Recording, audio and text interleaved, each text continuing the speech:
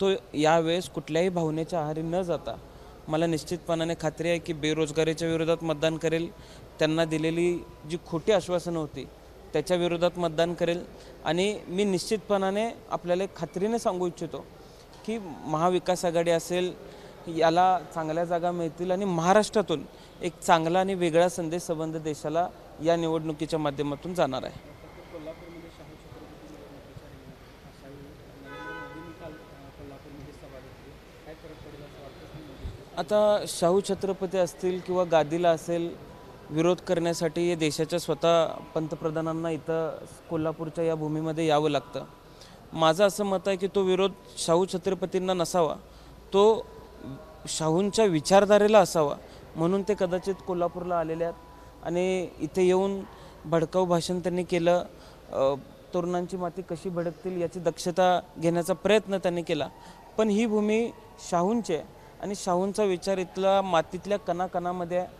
आम्ही ज्यावेळेस आज सकाळी 7 वाजता मावळा कोल्हापूर यांच्या वतीने शाहू विचार दर्शन पदयात्रा आम्ही केली आणि त्या माध्यमातून ज्यावेळेस कोल्हापूर शहरातल्या जी शाहू महाराजांनी बोर्डिंग्स उभे केलेले आहेत अशा 23 वेगवेगळ्या बोर्डिंग्सला आम्ही भेट दिली. आमचे सगळे सहकारी होते आणि अशा वेळेला शाहू महाराजांचे विचार काळानुरूप किती पुढचे होते, शाहू महाराज व्यक्ती म्हणून, विचार म्हणून, संस्था म्हणून काळानुरूप किती पुढचे होते हे शाहू महाराजांनी उभ्या केलेल्या वास्तू बघितल्यावर लक्षात येतं. त्यामुळे इथल्या लोकांचा शाहू महाराजांच्या विचारांवर विश्वास आहे आणि तोच विश्वास शाहू छत्रपतींच्या माध्यमातून लोक व्यक्त करतील असा विश्वास आहे. सांगलीमध्ये महाविकास आघाडीकडून चंद्रा पाटलांना उमेदवारी दिली असते तरी आता काँग्रेसचे लोक उघडपणे जयंत पाटलांचं नाव घेतात. या सगळ्यामध्ये काँग्रेसकडून ही जागा गेली त्याला जयंत पाटील जबाबदार आहेत असं नाही, मला असं बिलकुल वाटत नाही. एक विषय असा आहे की काही गैरसमज एका कुटुंबामध्ये नवरा बायको जरी एकत्र राहत असले तरी त्यांचीही भांडणं काही गोष्टींवरून होत असतात, पण ते बोलल्यावर मिटत असतात असं मी ऐकलं आहे. माझं लग्न नाही झालेलं.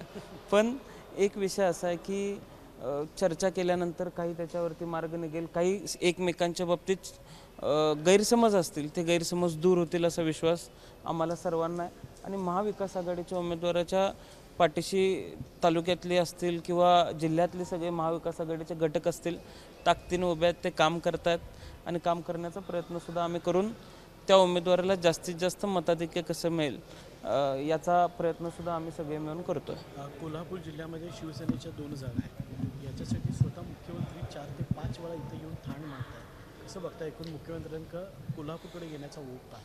कोल्हापूर हे अत्यंत महत्त्वाचं शहर आहे. या शहराने नेहमीच एक स्वतःचा प्रवाह तयार केलेला आहे.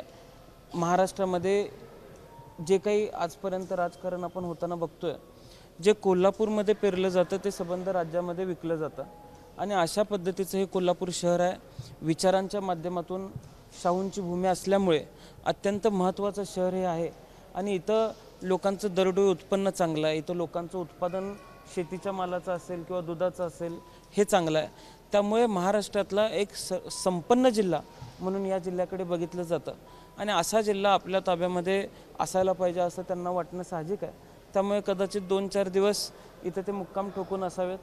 पण पवार साहेब असतील, बंटी पाटील साहेब असतील, काँग्रेसचे नेते असतील, उद्धव साहेब असतील, हे येणाऱ्या काळात इथं लोकांशी संवाद साधणार आहेत आणि जुनी जी त्यांची नाळ इथल्या लोकांशी जोडली गेलेली आहे, मला असं वाटत नाही की मुख्यमंत्री एकनाथ शिंदे साहेबांच्या मुक्कामांचा काही फरक कोल्हापूरवर पडेल. खरं तर अजितदादा तिकडे गेल्यानंतर तुम्ही भाषा बदलली असं वाटतं. नंतर आज पण एक भाषण केलं त्यामध्ये त्यांनी असं म्हणाले की उद्याच्या काळात रतन टाटांनी जरी काही वेगळं करायचा प्रयत्न केला आणि एक फोन अमित शहा आणि मोदींनी केला तर ते एका फोनवर सरळ होते. रतन टाटा तर एक मोठं नाव आहे, देशाचं लौकिक वाढवणारं नाव आहे, त्यांच्या नाव घेऊन अशा पद्धतीची भाषा वापरली. रतन टाटा असतील, त्यांनी त्यांच्या समूहाच्या माध्यमातून देशाच्या आपण अर्थकारणामध्ये किती चांगला बदल घडवून आणलेला आहे आपण बघतो किंवा त्यांचं योगदान या देशासाठी काय आहे हे आपण सर्वजण जाणतो. असं असताना ते कोणाच्या तरी फोनवरून कुठेतरी पाया पडत जातील असं मला बिलकुल वाटत नाही.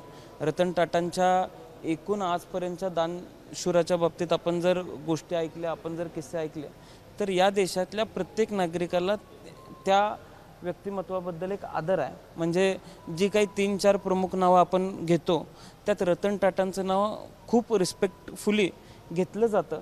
आता ज्यांचं घेतलं जात नाही ते का वाकत जाणार नाहीत किंवा कदाचित त्यांना वाकत जायला तिथं फोनची आवश्यकता नसावी असा अर्थ कदाचित दादांच्या बोलण्याचा असावा. त्यामुळे रतन टाटा साहेब हे स्वाभिमानी आहेत आणि निश्चितपणाने त्यांचं योगदान फार मोठं आहे. आणि इतक्या मोठं योगदान असलेल्या माणसाबाबतीत म्हणजे मी ते स्टेटमेंट अजून ऐकलेलं नाही, पण तसं स्टेटमेंट केलं असेल तर ते मात्र योग्य नाही हे लोक दाखवून देतील. एबीपी माझा, उघडा डोळे बघा नीट.